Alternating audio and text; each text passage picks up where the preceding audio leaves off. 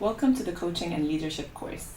This course is meticulously crafted to empower aspiring coaches, trainers, sports enthusiasts, and event managers with the knowledge and skills needed to excel as effective coaches and leaders. Throughout this course, we delve into coaching models, providing a comprehensive understanding of principles and practical applications. By the end of it, you'll be well equipped to integrate these elements into your daily coaching routines and team building endeavors, ensuring success both on and off the field. Let's start with leadership. What is a leader? A leader is someone who inspires passion and motivation in his followers. A leader is someone with a vision and the path to realizing it. And third, a leader is someone who ensures their team has support and tools to achieve their goals. What is leadership? There are many definitions for leadership. Here's the one we will focus on. Leadership is a process of social influence which maximizes the efforts of others towards the achievement of a goal. What does a leader do? A leader has many responsibilities, but they tend to fall into the same three buckets: coach, guide, and inspire. When it comes to coaching, a good leader strives to develop their employees and teams through coaching and mentoring. A great leader will balance both the goals of the employee with those of the organization. Oftentimes, the individual's growth correlates with the company's growth. Second of all, guide. This comes through building and organizing teams, setting goals, devising ways to achieve those goals, and leading employees through the process. A leader can guide employees through difficult conversations, for example, or various ways to solve problems. And third of all, inspire. One undervalued role of a leader is to inspire. A great leader can leverage their storytelling, empathy, and communication skills to inspire their employees and key stakeholders. Whether they are vouching for a direct report's promotion, pushing back on a strategy, or managing a team who missed its goals, inspiring others is a large part of a leader's role. What are the most common characteristics of a leader? Number one, purpose. Leaders empower people to see the intention behind specific goals. Number two, motivation. Being a leader is about giving orders and managing results.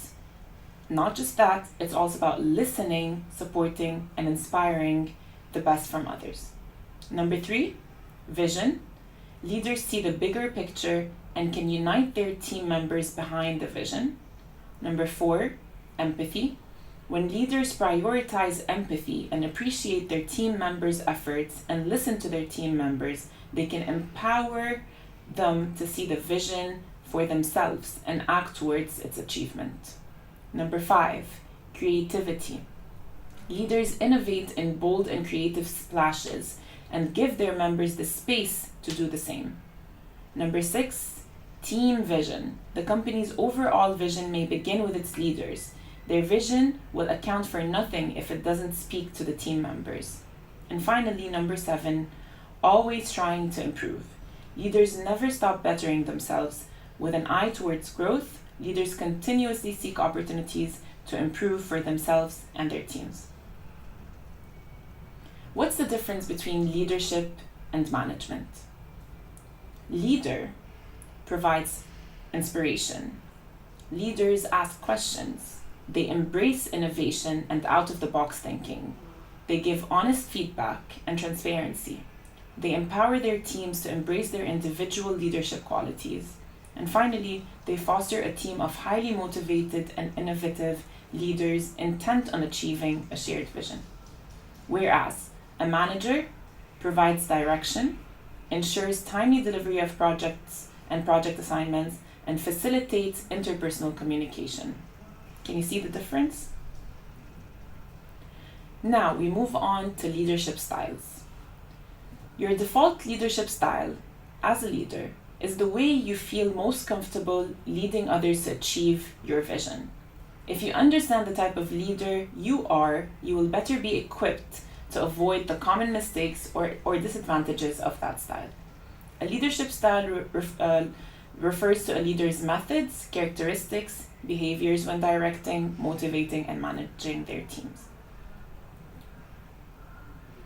Let's get to know leadership styles through the leaders we're about to talk about now. Warren Buffett. Warren Buffett is one of the world's richest men on the planet, with a net worth of around $113 billion.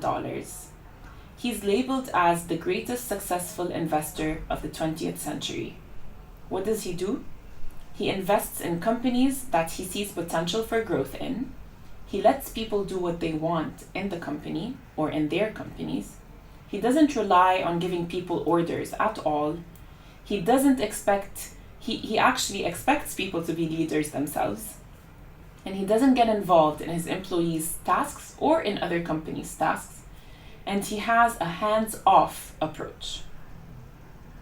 The second leader we'll talk about today is Nelson Mandela. Nelson Mandela is the first Black president of South Africa. He motivated his followers through his charisma. He gave individualized attention to each one of his followers. He stimulated them intellectually, and he empowered them to achieve a common goal and vision through a strong sense of purpose and commitment. He had a high level of emotional intelligence, and he believed in a cause that was much bigger than him. He used the country's love of sports to promote peace. Next, we'll talk about Tim Cook.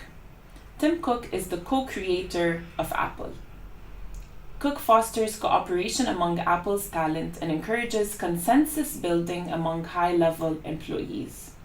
He's known to be very calm, yet he grills employees with questions to make sure that they know what they're actually doing. Cook's gentle interrogations empower other leaders within the organization to find and implement their own solutions. And finally, he does not micromanage. Next, Vince Lombardi. Vince Lombardi is known as one of the best NFL coaches. That's the American football in America.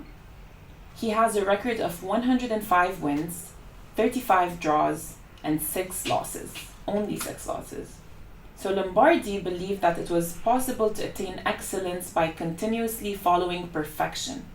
He was a believer in the connected process where he indicated that thoughts became beliefs, beliefs became words, and words became actions. Action became habits, and habits created a person's character. He also believed in collective effort, and he believed that leaders are made and not born. So that indicated the essence of training. The more you train, the better you become. And Lombardi instilled a mindset into his players that winning was their only option and that they were either champions or losers. The Super Bowl trophy is named after Lombardi, and it's the highest award a team can get in the NFL. Finally, maybe some of you might know Darth Vader. Darth Vader was the lead villain in Star Wars. He led through orders which he expected to be followed and not through dialogues. So his word was the final word. Insubordination was a punishable offense. So everyone was not allowed to do something he did not order. He did not allow people to express their concerns and views openly. And he did not allow qualified people to make suggestions easily. So, after we spoke about leaders, here are some examples of leadership styles. And then we're going to match those leadership styles to the leaders we spoke about. The first type of leadership out of the 5 we will talk about today is transformational leadership. Transactional leadership is the second. Number 3 is autocratic leadership. Number 4 is democratic leadership. And finally, laissez-faire. So, what is autocratic leadership? Autocratic leadership is a boss-centered approach. It's centralized power. It's a top-down approach. Leaders usually use this to control others in order to get their own desired results. They make most, if not all, decisions, leaving little room for any feedback. It's a highly structured environment with clearly defined rules and processes. Relies on position, authority, and not relationships, and no socialization with subordinates happens. The advantages of autocratic leadership is that it's fast, decisions and processes are fast, improves performance in certain situations, and less stress in certain circumstances. The disadvantages of autocratic leadership is that there's an environment of frustration and also an environment of fear. It's a paralyzed organization in a way. New opportunities might be missed, and communication is it's broken down, and there's no creativity.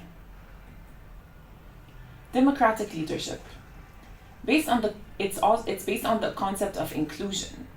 Everyone is considered a valuable member of the team and is involved in the decision-making process. It's a collaborative workplace environment.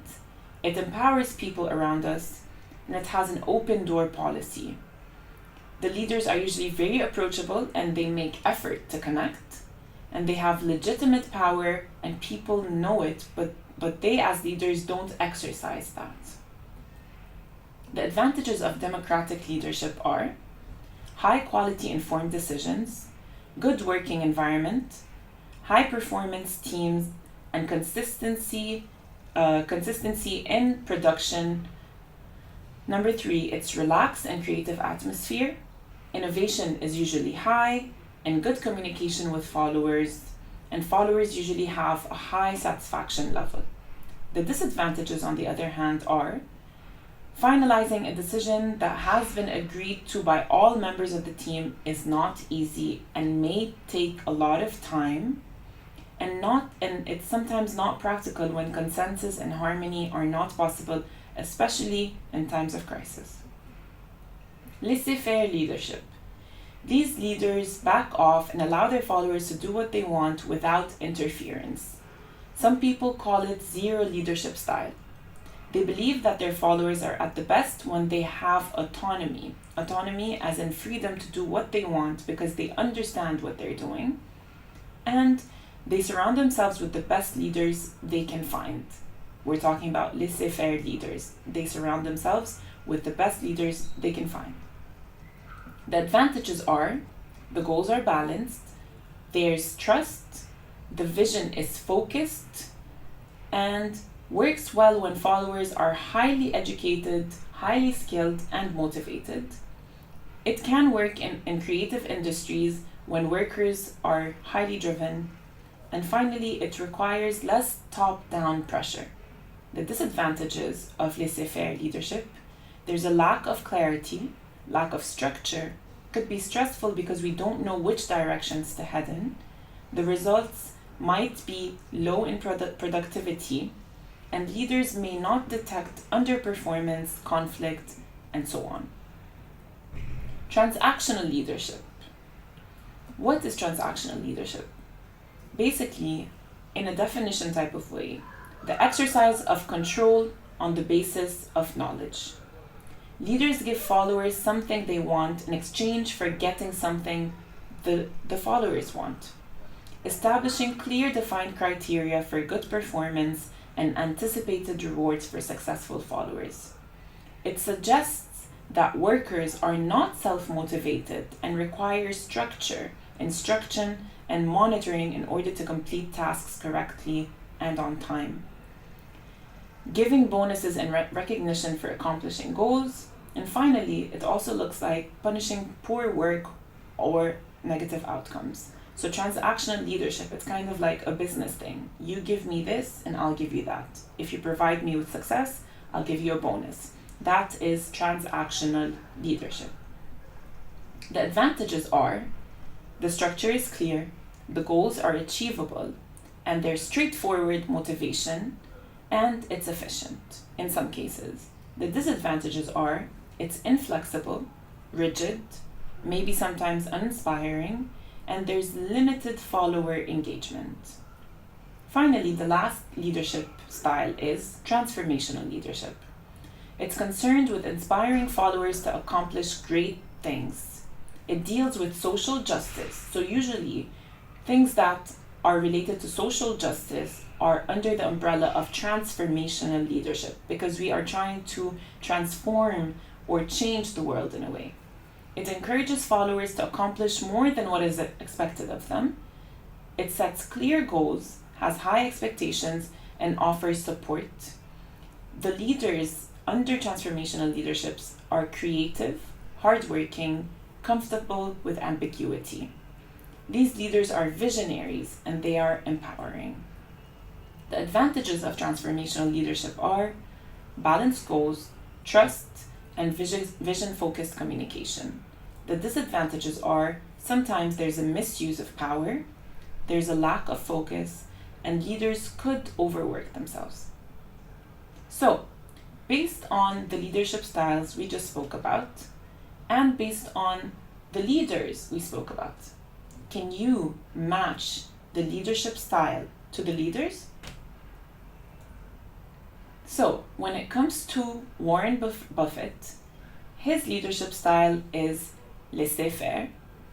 It could be one of his leadership styles based on the qualities we mentioned. Number 2, when it comes to Nelson Mandela, his leadership style is transformational because he was trying to change a social issue in South Africa.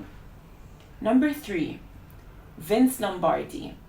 His leadership style is a transactional leadership style. And Tim Cook, his leadership style is a democratic leadership style. And finally, when it comes to Darth Vader, his leadership style is definitely an autocratic leadership style. Where does leadership play a role in coaching? I know we've been talking about leadership, but how does that help a coach? Coaching is a form of leadership. It pulls together people with diverse talents, backgrounds, experiences, and interests, encourages them to set up to responsibility and continued achievement, and treats them as full-scale partners and contributors. Coaches must be leaders and build leaders. To build leaders, the coach has to enable his athletes to be independent so they can perform with freedom and autonomy and to make informed decisions without the coach around. So it's not just about telling athletes what to do, it's about inspiring them in order to know what to do on their own. Because coaches are responsible for enabling athletes to learn, coaching is a complex process. Like other learners, athletes develop understanding and learn more effectively when they are involved in solving problems for themselves. The primary goal is to get the most out of players and to help them be the best that they can be. How does that happen? We have to enable them to learn the skills of the game, enable them to learn how to play within the team concept, enable them to learn how to make good decisions, enable them to learn not to be afraid to fail, and enable them to learn character values. Finally, enable them to learn how to be successful athletes and people. In this lesson, we will talk about coaching. We will define coaching and define characteristics of a good coach. First, we will start with a story. This story goes back to World War II in England.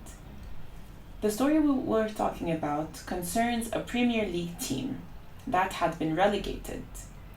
And most of the athletes were lost, or the players, they were lost during the war because they were being recruited to fight. In 1944, this team decided that it's time to get back on track. So they hired a manager. This manager had an approach that at the time was a new and never seen before. He recruited youngsters and helped them develop into their full potential. It was the first time that a club did not rely on buying players from other teams. The players that he recruited were 16 and 17 years old, but they were playing really, really well. During his time as manager, The team became runner-up in the FA Cup and the league. They were also winners in several years. They had a winning streak that was amazing, seeing as to how the athletes or the players were young. And then finally, one day in 1958, on their way back from the Champions League, which was the European Cup at the time, they were going back to England when their plane crashed. Their plane crashed in Munich, and 7 players and 3 club officials were among the 21 people who died at the scene. Do you know who that team was? That team was Manchester United's Busby Babes. These players and these teams that were created, or this team that was created because of Busby, was one of the greatest teams Manchester United had ever seen. So, what do you think Coach Busby did that created a change in his group of athletes? What do you think some of the characteristics of a good coach are? And what do you think are some characteristics of athletes as well? First of all, let's answer these questions by defining what is a coach. A coach transports a person or athlete from where they are to where they want to be. So, C stands for conviction driven, O, ongoing learning, A, audible ready, C, consistency, and H, honesty. What is the role of a coach? Coaches assist athletes in developing to their full potential through analyzing their performances, improving their relevant skills, providing encouragement, applying a behavioral process to improve athlete performance, increase athletes' competence, confidence, connection, and character. The role of a coach will vary from instructor, assessor, friend, mentor, facilitator, demonstrator, motivator, counselor, and so much more. What are the realities of coaching? There are so many different ways a coach can train his athletes, but coaches cannot assume that all athletes will be skilled, that all athletes will be of good character and with no behavioral problems, and that all athletes will be good athletes. There are 2 sides to coaching. A coaching side, which improves performance, and the leadership side, to build character and prepare athletes to compete. So what is coaching? In essence, it is unlocking a person's potential to maximize his or her own performance. It is helping athletes or players to learn rather than just teaching them. Again, the definition of coaching is an ongoing relationship which focuses on athletes taking action towards the realization of their vision, goals, or desires. Coaching uses a process of inquiry and personal discovery to build the athlete's level of awareness and responsibility, and provides the athlete with structure, support, and feedback. What are the types of coaching approaches? There are several types of coaching approaches, but they differ in their focus, philosophy, and methods. Some of these approaches are athlete-centered coaching, task-oriented coaching, and coach-centered coaching. What is athlete-centered coaching? It focuses on the athlete. So the athlete-centered coaching prioritizes the needs, goals, and development of the individual athlete. It recognizes that each player is unique and may require personalized attention and support. Number 2, it deals with empowerment. This coaching style empowers the athletes to take ownership of their development. Number 3, skill development. The emphasis is on skill acquisition, learning, and personal growth. The coaches provide guidance, feedback, and resources. Number 4, autonomy. Athletes have greater degree of autonomy in decision making, such as setting training priorities, choosing training methods, and even making some tactical decisions during competition. And finally, number 5, communication. Coaches in athlete-centered coaching tend to be excellent listeners and communicators. They seek to understand the athlete's perspective and tailor their coaching to meet individual needs. When can we use athlete-centered coaching? You can use athlete-centered coaching as a foundation of your philosophy. Emphasize the importance of understanding each athlete's unique needs, goals, and preferences. Encourage athletes to take an active role in their development by involving them in goal setting, training plan design, and decision-making processes. Foster a supportive and open communication environment where athletes feel comfortable discussing their concerns, ideas, and feedback. Next, coach-centered coaching. What is coach-centered coaching? There are 5 points we need to keep in mind. Number 1, it focuses on the coach. So it places the coach at the center of the coaching process. He or she makes most of the decisions and sets the agenda for training and competition. Number 2, there's an authoritarian approach. In this style, the coach has significant authority and control over athletes' training and performance. Athletes are expected to follow instructions without much input. Number 3, skill mastery. While skill development is still important, the coach-centered approach may prioritize achieving specific outcomes and results over individual athlete growth. So we're not focusing on the athlete as an individual, we're just focusing on the skills in order to improve the whole game. Number 4, there's less autonomy. Athletes typically have less autonomy and input in decision making. And finally, number 5, communication. While communication is important in all coaching, coach-centered coaching may involve more one-way communication, with coaches delivering instructions and feedback without dialogue. So it's a different type of communication where it comes strictly or mainly from the coach. When can we use coach-centered coaching? First of all, we need to recognize that there may be situations where a coach-centered approach is necessary, such as in emergency decision-making or when athletes lack experience or expertise in a particular area. Number 2, when employing coach-centered coaching, explain your rationale to athletes and involve them in the decision-making process to the extent possible. Encourage questions and discussion, even if you're going to be the final decision maker.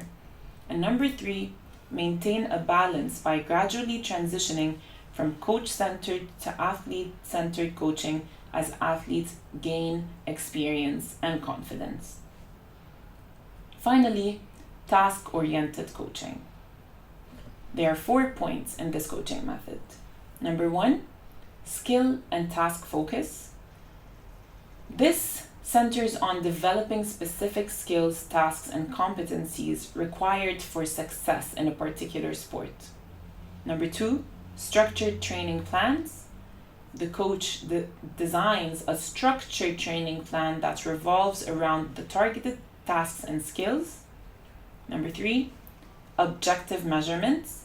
Task-oriented coaching relies on precise measurements and performance metrics to assess athletes' progression. Coaches use data, feedback, and evaluations to track skill development and make improved decisions about training adjustments. And number 4, goal-oriented approach. Athletes and coaches set specific, measurable, achievable, relevant, and time-bound goals, which are known as SMART, to the targeted tasks and skills. These goals provide athletes with clear objectives to work towards a sense of achievement when they are accomplished. When can we use task-oriented coaching? Integrate task-oriented coaching principles into your coaching style to ensure that athletes develop specific skills and competencies. Number 2, identify the key tasks, skills, and techniques required for success in your sport and create focused training drills and exercises to address them. And number 3, use objective performance metrics and feedback to track athletes' progress in mastering these tasks and achieving their goals. Now we're going to move on to coach leadership style. A coach leadership style, often referred to as coaching leadership, is an approach to leadership that emphasizes the development, growth, empowerment of team members. In a coach leadership style, leaders act as coaches to their team, providing guidance, support, and feedback to help individuals reach their full potential and achieve both personal and organizational goals. There are many different styles of leadership that coaches have, some of which are command style, cooperative style, and submissive. What is command style leadership? This style involves leaders taking a directive approach, providing clear instructions, and expecting their team members to follow their guidance without much input or collaboration. You can tell from the name, right? Command. So you're giving orders to your team members or your athletes. What are the pros and the cons of command style leadership? The pros are there's clarity and efficiency. The instructions are very clear and the decision-making process is fast. Number 2, accountability. It's easy to hold team members accountable for following orders. Number 3, in crisis situations, a command-style approach can be effective for maintaining control and making rapid decisions. So basically, it's suitable for emergencies. The cons or the negatives are there's limited creativity because team members may feel discouraged from offering their innovative ideas or solutions. Number 2, there's low morale. So over time, this style can lead to disengaged and disinterested team members.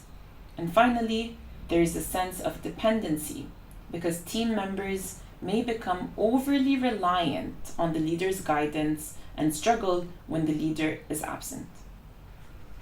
Moving on to the second leadership style, which is a cooperative style. Here, leaders collaborate with their team members, seeking input and encouraging participation in decision-making process. So it is based on cooperation. What are the pros and the cons? The 3 pros are there's enhanced creativity because team members feel that they are able to contribute to the innovation and they take those opportunities to help the team. Number 2, there are higher job satisfaction. So there's a higher level of satisfaction while doing the job because the team members feel more engaged and it leads to higher morale.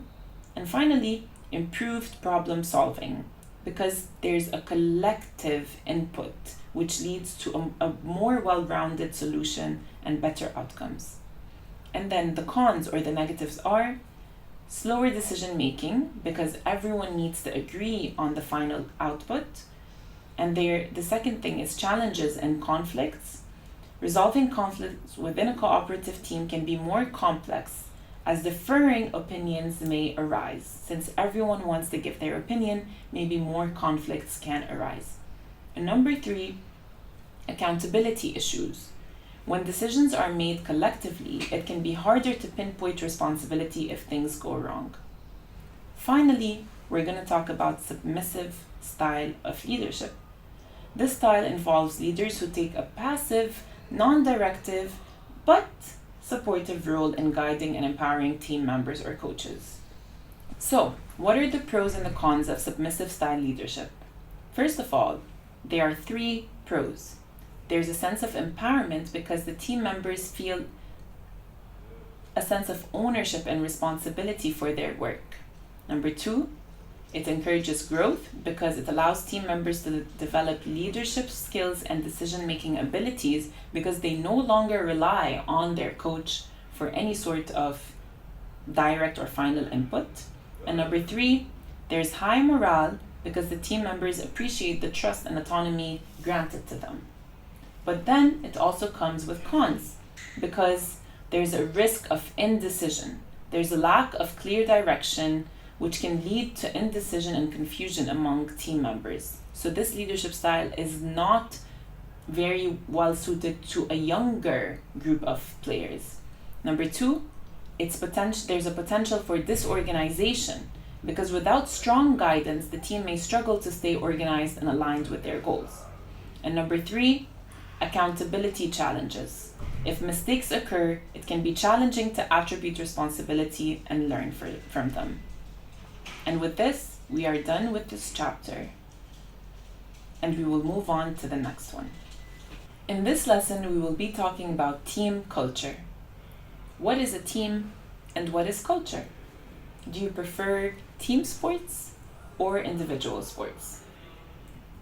First of all, what is a team? How can we define this?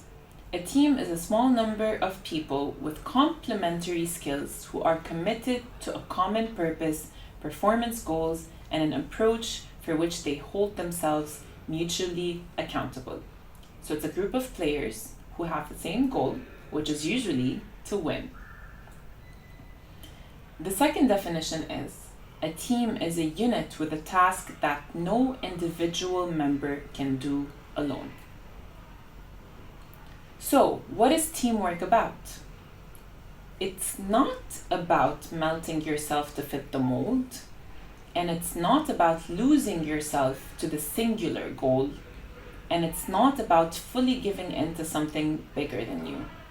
But what it is about is it's about standing out, bringing out the best in yourself, and bringing all your unique skills, knowledge, and creativity.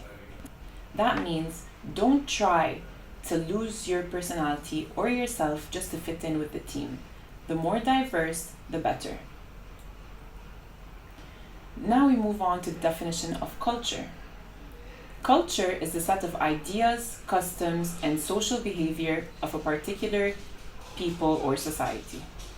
For example, our culture in Lebanon involves eating meze, like hummus, tabbouleh, and our customs also include having a family type of life and being always surrounded by our family and our friends. And different cultures around the world have different customs as well. What is the role of culture in sports? First of all, a leader creates a culture through the different beliefs, behaviors, and experiences that he instills within the group. Culture then drives behavior, and behavior then drives results. The role of team culture basically is to drive the behavior to produce the result, and drive the behavior that wins, and produce the behavior that produces the results that we want. If our culture produces a great experience where everybody likes being here, but the behavior is below standard, then it doesn't win. So, what does building a culture mean? Every sports team, just like every company, has a culture. They are the set of values, beliefs, attitudes, and behaviors that shape interaction among team members. A culture can either be positive or negative. Like an environment can either be toxic or flourishing. Creating a strong culture starts with you, the coach. How can we build a powerful culture? First of all, create rituals. So pre-game rituals can get players pumped and ready to win games. Invest in great coaches. So as an organization, investing in a great coach is very important. Great coaches inspire a sports team to do more than the players ever thought they could. Number 3, determine the goals and values. Number 4, set clear expectations on team behavior. Number 5, capitalize on home court advantage. How? By building a big fan base, because fans can basically pump up the team during a big game. And businesses have fans too. They're called the customers. And finally, commit to practice and training. You prepare for challenging opponents and important games by working to improve your athlete's skills over and over until it becomes a habit. Some examples of rituals. So we spoke about creating rituals within a team to create a powerful culture. Some examples of rituals are, for the All Blacks, the rugby team in New Zealand, which is one of the strongest rugby teams in the world, they have the haka ceremony, where the Maori warriors, which is called the Maori war dance or challenge. Haka are usually performed in a group and represent a display of the tribe's pride, strength, and unity. Haka are also used to challenge opponents on the sports field. The New Zealand rugby team performed the haka before each match in a stunning show of strength and physical prowess. In the video, we're going to see how the haka is performed.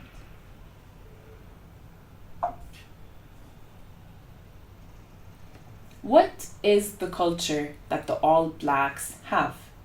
First of all, they capitalize on key turning points, which means they learn from their past mistakes and failures, and they use these moments to crystallize their personal philosophy.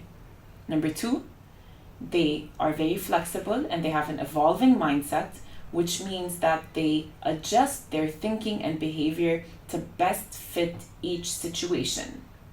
Number three, dual management, which means that both coaches and the players are expected to be leaders. This leads to autonomy, mastery, and emotionally intelligent athletes. Then they have this better people make better All Blacks mentality, which means behavior on and off the pitch is critical even in the selection process of their athletes. They do not join or allow athletes who are not good people off the pitch to be part of the team. So growing as people helps them grow as athletes. And then take responsibility. Players are encouraged to be accountable. This empowers them and gives them a sense of ownership. Next, leadership. Leadership groups are created and streamlined. Off-field leadership is also given a lot of prominence. Expectations of excellence. This includes their personal motivations, appreciating the team's history, and being the best and leaving a legacy. And finally, team cohesion.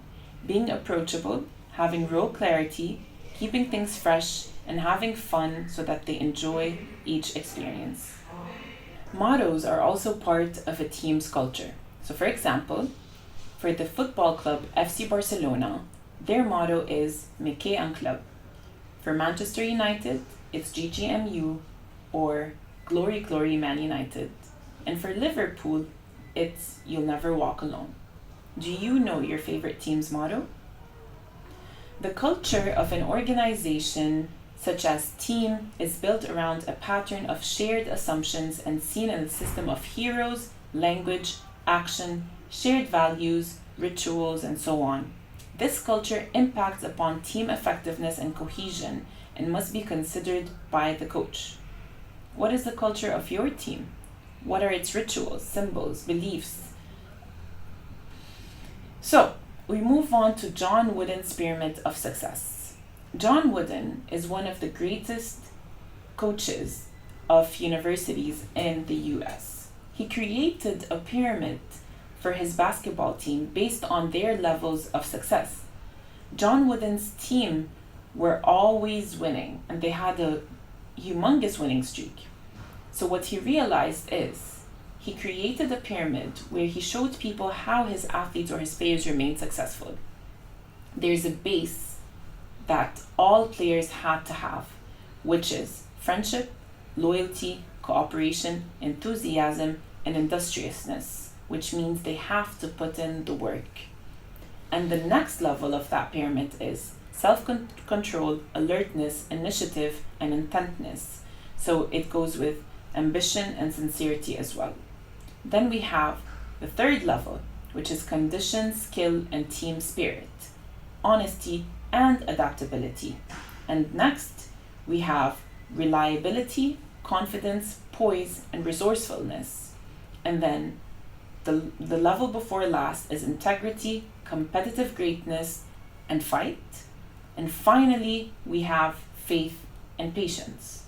So those are all qualities of great players. And what we can see is that skills and playing are actually not at the base of what makes a great athlete. A coach has to build a great athlete through instilling a lot of growth qualities in his athletes. So what do great teams look like? First of all, team goals and purpose are clear. They have clear individual roles. Communication skills is really important. Participation, team decision making, constant improvement, problem solving and critiquing, and conflict resolution.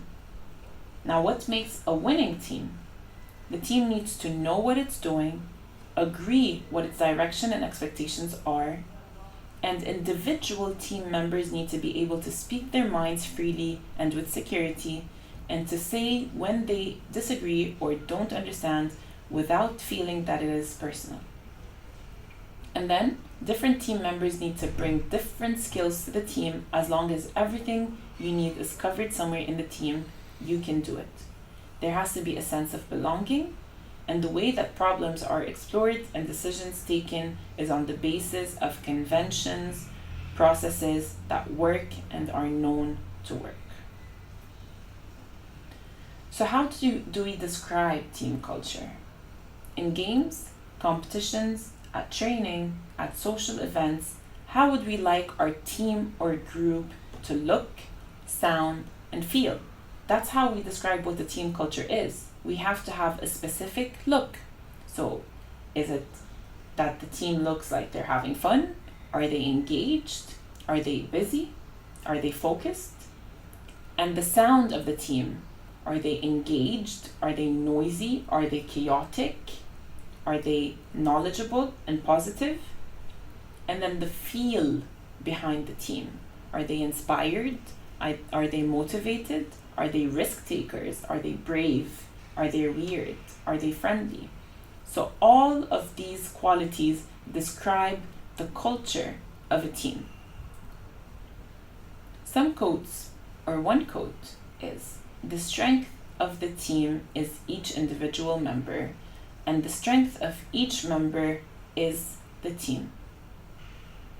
And with this, we are done for this lesson. So in front of us, we have a picture of 4 tennis players: Andre Agassi, Maria Sharapova, and the Williams sisters. What did these great tennis players all have in common? Do you know? Now we're going to see a video of the story of Nick Bollettieri. Nick Bollettieri was one of the greatest tennis coaches of the century. He built an academy called IMG. Right now, it's one of the biggest schools, sports schools in the United States of America and in the world. IMG began as a tennis academy where Nick Bollettieri was coaching so many different athletes, including the ones that we mentioned. What were some important words that Nick mentioned in this video? We'll go through them together. But first of all, let's talk about the role of a coach. Coaches assist athletes in developing to their full potential. They are responsible for training athletes in a sport by analyzing their performances, instructing in relevant skills, and providing encouragement. The role of a coach will vary. Again, we already mentioned what a coach does, but his role will vary from instructor, assessor, friend, mentor, counselor. So since we are talking about the psychology of coaching, we will focus on what a coach really does. So, motivation. The term motivation describes why a person does or achieves something. It is the driving force behind human actions. Motivation is the process that initiates, guides, and maintains goal-oriented behaviors. Motivation includes the biological, emotional, social, and cognitive forces that activate human behavior. How far would you go to achieve a goal? Next, we will talk about Yusra Mardini, her journey from refugee to Olympian. And we will watch the video and then move on to talking about her. Yusra, who was a refugee that came from Syria and traveled with her sister across 7 different countries to get to Germany, began her life as a swimmer. She was coached by her father, and then later her dream was to make it to the Olympic Games. After arriving to Germany, after having so much trouble of almost dying in the ocean, she was able to make it to the Olympic Games in 2016. Yusra's story is one of great motivation. So when it comes to psychology, why is motivation important? First, let's start by talking about the different types of motivation. There are 2 main types that we will discuss today. The first one is extrinsic motivation, which comes from the outside, so something that's out of us. So it could involve external rewards such as trophies, money, social recognition, or praise. Whereas intrinsic motivation is internal and arises from within the individual, such as doing a complicated crossword puzzle purely for the gratification of solving a problem. And then there's a third type of motivation, which is family motivation. An example of this type is going to work when you're not motivated to do so internally, but because it means you get to support your family financially. The story, for example, of Cristiano Ronaldo, one of the world's greatest football players, began from his beginnings in a very poor area of Portugal. Cristiano says that his main motivation was to buy a house for his mom. And now we already know that he's done even more for her and for himself. So his motivation was not only intrinsic and family oriented. Of course, he also had extrinsic motivation, but he had all 3 types of motivation. Now we move on to achievement motivation. What is that? Some people are more motivated than others to complete a task and take part in sporting activities. Achievement motivation provides the link between personality, motivation, and performance. Some people will approach achievement situations such as taking a penalty in a penalty shootout, whereas others will avoid these types of situations because they need to avoid failure. So achievement motivation will give you the push to be the person asking the coach to take the penalty shootout because you want to prove something to yourself and to others. And because you feel that you need to achieve rather than you being afraid of avoiding failure. So in a competitive situation, a player will either approach challenging situations or choose to avoid them. It is suggested that there are 2 types of personality. Number 1, the high need to achieve personalities, and number 2, the high need to avoid failure personalities. So what is the difference? High need to achieve have higher levels of aspiration, enjoy risks and challenges, are ideal people to coach, they believe that failure is a learning experience, and they welcome feedback. They are persevering in applying knowledge, and they can maintain composure in stressful situations. The high need to avoid failure athletes are reluctant to aspire to higher levels. They do not enjoy risks or challenges, are more difficult to coach. They perceive failure as a problem. They believe that failure is a time to give up, and they perceive negative feedback as demotivating. They are impatient, and finally, they find it difficult to maintain composure in stressful situations.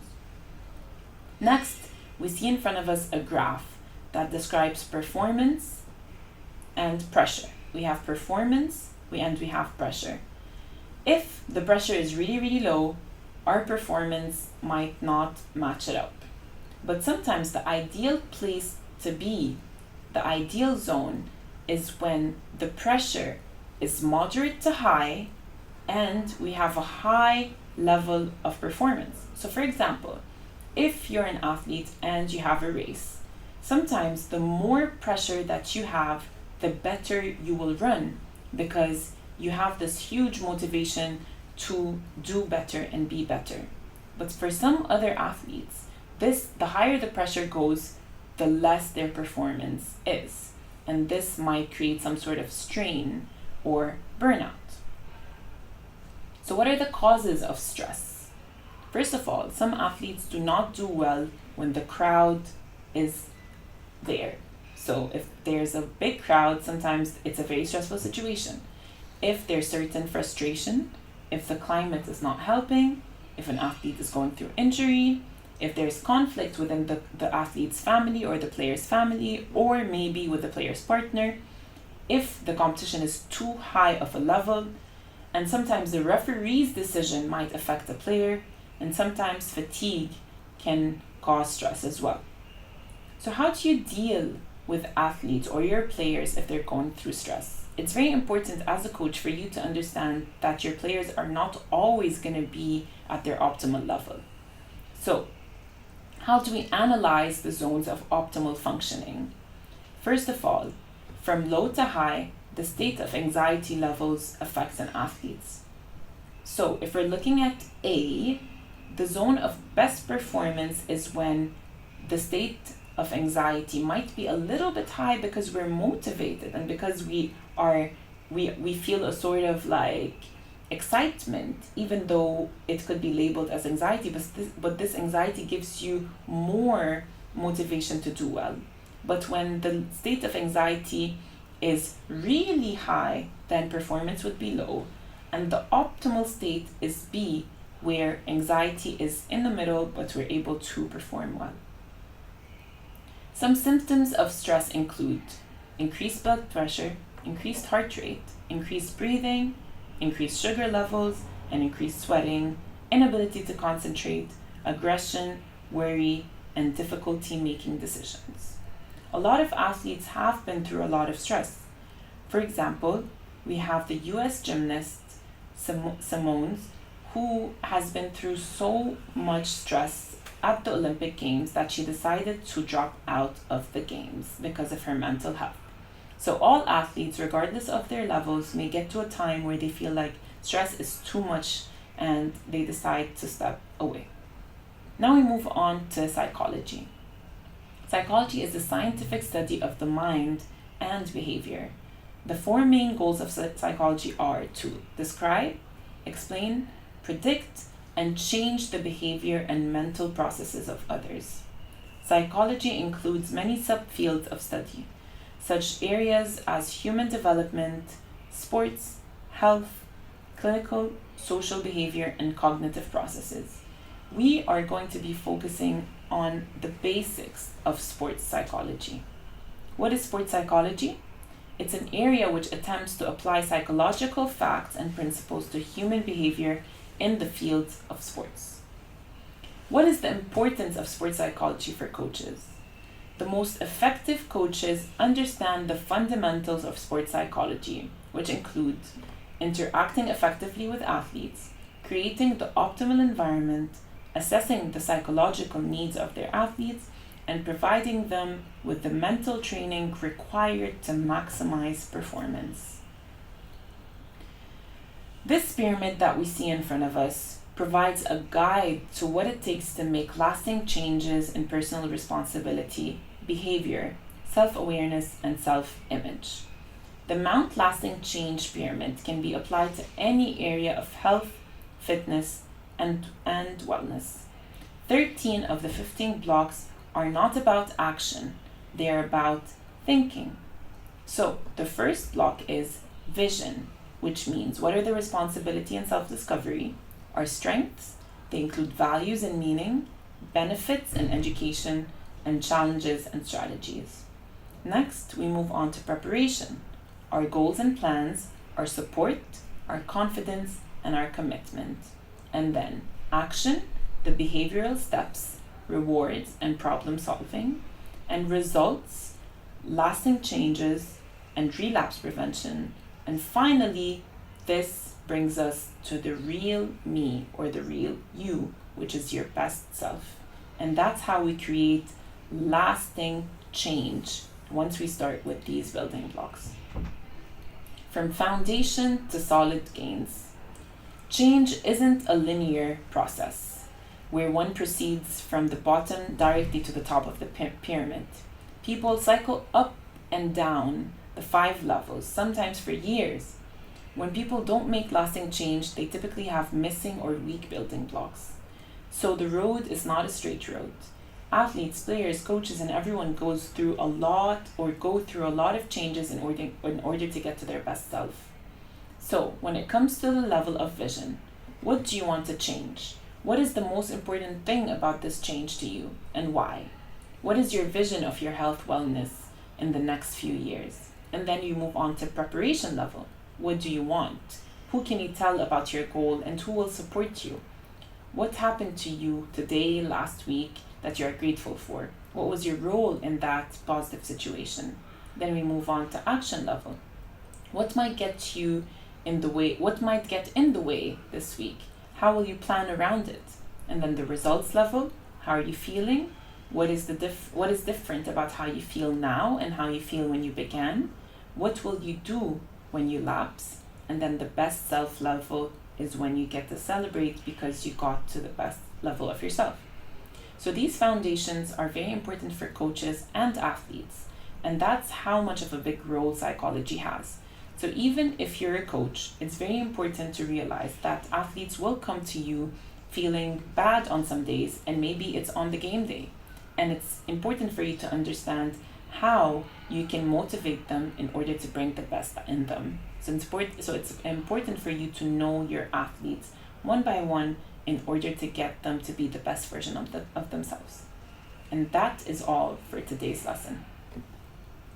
Our final course is about ethics in sports.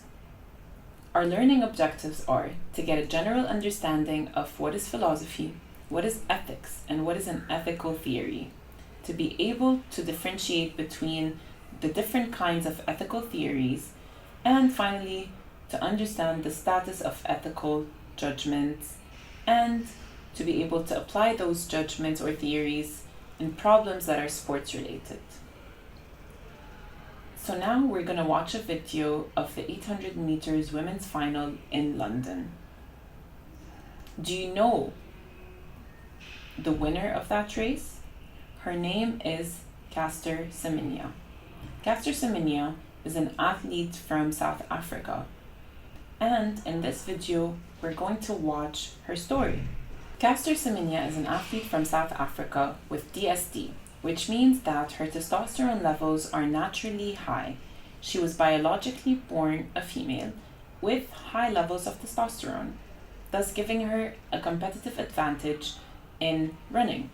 But it was never something that was considered out of the norm in athletics or in track and field in general. So she is a woman and she runs in women's races. But after World Athletics changed the rules, or the International Federation of Track and Field or Athletics changed the rules of running, Caster Semenya was banned from running because of her naturally high levels of testosterone. And with this story, we're going to move on to philosophy and ethics. And then finally, you will think for yourself and come up with an answer of whether she should or should not be allowed to run. So, what is philosophy? In Greek, the term philos means friend, and Sophia means wisdom. So philosophy means the friend or the love of wisdom. Those who study philosophy are engaged in asking and answering and arguing for their answers to life's most basic questions. Academic philosophy is traditionally divided into 4 major areas of study: metaphysics, epistemology, ethics, and logic.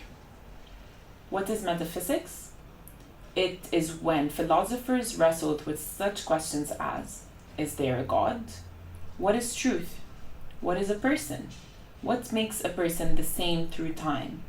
Is the world strictly composed of matter? Do people have minds? If so, how is the mind related to the body? Do people have free wills?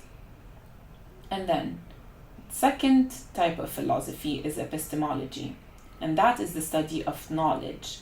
It is primarily concerned with what we can know about the world and how we can know it. So it answers questions concerned with what is knowledge? Do we know anything at all? How do we know what we know? Can we be justified in claiming to know certain things? And then we move on to ethics. The study of ethics often concerns what we should do and what it would be best to do. So it answers questions to do with what is good, what makes actions or people good, what is right, what makes action right, and is morality objective or subjective, and how we should treat others. And finally, the last study of philosophy concerns logic. Our main concern in philosophy for today has to deal with ethics. How do we apply ethics? Again, it is studying what is right or wrong or good, studying how I should act, and studying how I should conduct myself. What if we can't agree on what we should do? Some ethical theories involve the following. Utilitarianism. Utilitarianism, widely known as the greatest good for the greatest number, is an ethical school largely started by Jeremy Bentham. Bentham believed that it is one's moral obligation to provide the best possible outcome for the most people. In other words, if sacrificing one person saves 1,000 people, it is one's moral duty to kill that first person. This means that good consequences equals good actions. The next ethical theory is relativism. What is wrong in one culture is right in another. There is no absolute truth. It depends on the culture. So for example, in India, a cow is considered sacred, so they do not even consider eating cows. For some people in India, based on their religion, they cannot eat cows. But in other countries, cows are animals that can be eaten. So it's based on relativity of whether it is okay to kill a cow versus if it's not okay. And then also, relatively speaking, in some religions, it is very important that a woman put a hijab on her head, versus in other cultures, it is considered okay if a woman does not have a head covering. Things that were normal in ancient Rome, for example, were fighting till death, feeding criminals to wild animals, and worshipping several gods. And finally, owning slaves was also a very normal thing. The next theory is subjectivism. Subjectivism means what is wrong for me might be right for you. It depends on the individual's judgment. So moral judgment depends on your own personality and personal experiences. So the difference between relativism versus subjectivism is the following. Relativism is the claim that knowledge, truth, and morality exist in relation to a culture or society, and that there are no universal truths. For subjectivism, on the other hand, it's the claim that knowledge is merely subjective and that there is no external or objective truth. And then for relativism, the way we perceive morality is shaped by our culture and our society, versus in subjectivism, the way we perceive morality depends on our own mental judgment. And finally, morality exists in relation to culture and tradition and society in relativism, whereas in subjectivism, morality is subjective and personal. Another ethical theory concerns the categorical imperative, where Immanuel Kant said that the categorical imperatives are commands you must follow regardless of your desires. Moral obligations are derived from pure reason, which means it doesn't matter if you want to be moral or not, the moral law is binding on us all. So how do we figure out what's moral? Formulations to figure out if an action is moral include: number one, the universality principle, which means, can you make a rule universal based on an action? For example, you forgot your wallet at home and you pass by a shop. Can you steal a sandwich since no one is looking? If your answer is yes, then this becomes a rule for everyone, which means that stealing is okay. No exceptions can be made. Versus, if your answer is no, then that means it becomes a universal law that stealing is not okay and is wrong. Number two, the formula of humanity. Act so that you treat humanity always as an end and never as a means. So, which means we are not objects that exist to be used by others. We're our own ends. We're rational and autonomous, and we have the ability to set our own goals and work towards them. And now, think for yourself. What do you think about the Castor Semenya case based on the theories that we spoke about? Do you think on a relative or subjective theory, or maybe with Kant's theory, do you think that she should be able to run? Think about it for a few minutes and write down your answer, and maybe have a dialogue with your friends. The next part of this lesson has to do with gender, race, and human rights. Let's start with the feminist theory and sports. What is feminism? The concept of feminism is used to highlight the gender inequalities in the society, which are obvious in all fields of society.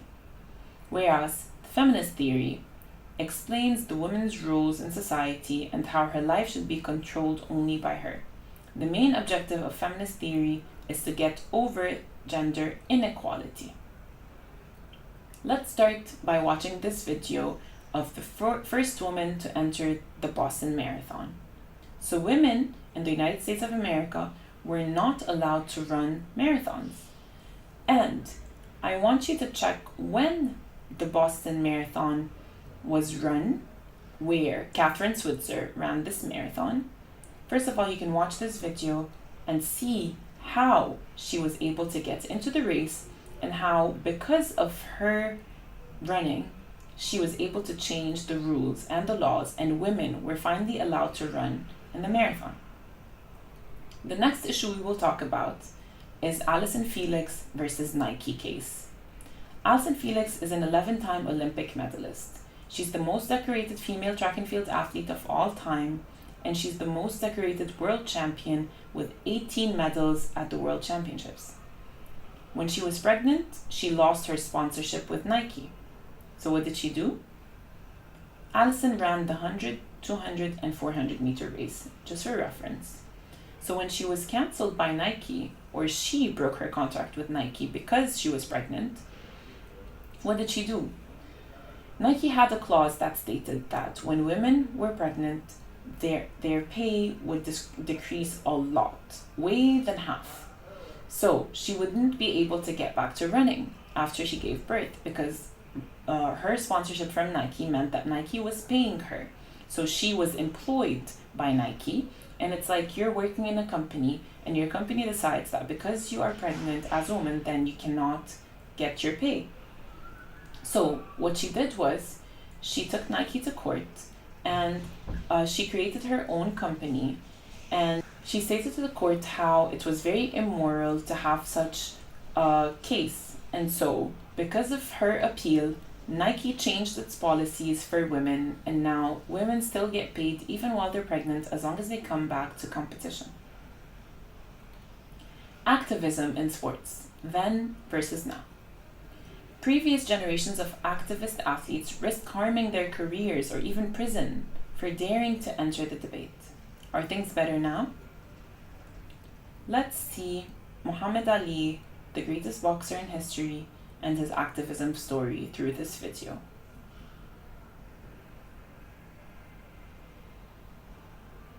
The next video we will watch is the 1968 Olympic Games activism.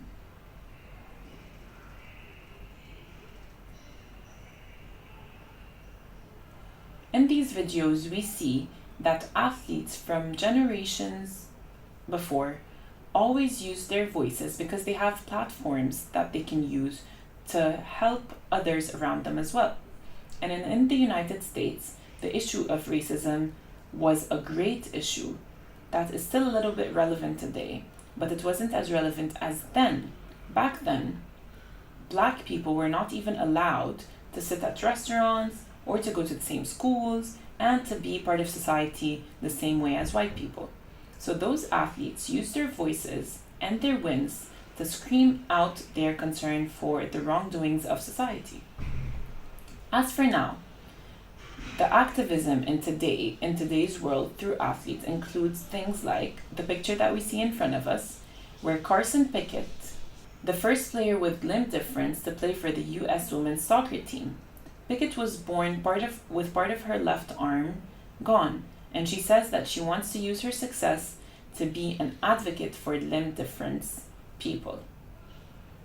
Lewis Hamilton, the winner of 7 Formula One titles, is a huge advocate for speaking out against racism. He donated $20 million to create and launch Mission 44, a foundation that aims to improve the chances of young people from disadvantaged backgrounds. Megan Rapinoe, she's the American soccer star who fought for women players to be paid the same as men. Now we move on to doping in sports. Let's watch this video so you can learn more about what doping in sports means. The most infamous doping scandals in sports history include Ben Johnson in 1988. He broke the world record and won first place at the Olympic Games in Seoul, but then was later stripped of his medals because of doping. Marion Jones in 2000, she was one of the biggest American stars at the Sydney Games. She won 3 gold medals and 2 bronzes. In 2007, she admitted lying to federal agents about her use of performance-enhancing drug.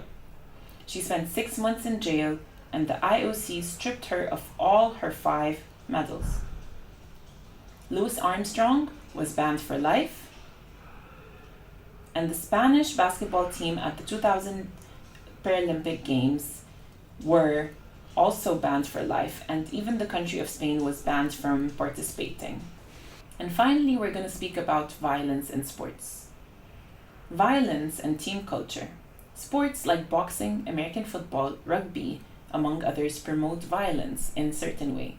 Sports is a great outlet to let go of stress and problems, but as athletes, we should seek therapy and other tools to control our feelings. How should rules help protect athletes who are in those kind of violent games and sports that actually can cause some sort of physical harms? We need to have regulations and laws that regulate these sports, because so many lives have been lost because of these sports, and also a lot of intellectual disabilities have been proven to occur because of these sports. Let's watch the video below of a boxer called Prickert Cologne. And with this, we have come to the end of our chapters on coaching and leadership. We hope that you learned a lot about coaching, leaders, and all the topics included in our discussion.